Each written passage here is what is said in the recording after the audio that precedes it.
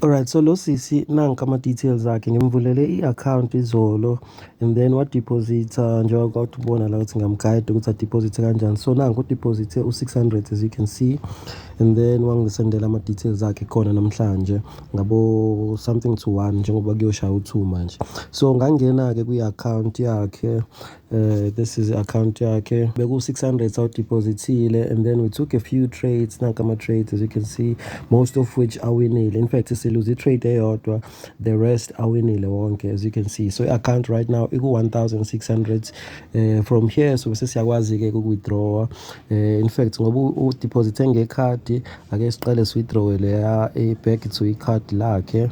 So loya 600 wakhe uzohamba ubuyele kuyena, and then loya 1000 ukuze awu-withdraw kuzomele a-verify i-account with just i-ID yakhe. So as you can see account manje seku-1000, u-600 lo akade ufakile usubuyele kuyena. So uzo-verify i-account yakhe. Ukuverifya-ke simple, ukuverify i-ID yakho and stuff, and then la kuzobhalwa igama lakhe liphelele ukuthi okay this is so and so, and then bese ayakwazi ukuthi mase withdraw kuzobe se-withdraw kanje, you withdraw and then you choose i-bank account la ukuthi u-Capitec, ABSA or whatever. So let's say u-Capitec, and then ma choose u-Capitec uzobe usufaka the Capitec account number, then bazobe sebeyisenda directly kwi-bank account yakho. So that's the process, the profit sharing, and then from lapho uzobe sengisendela mina half of whatever profit that we've made so far. This is the profit, it's 1000, so it's going to be 500.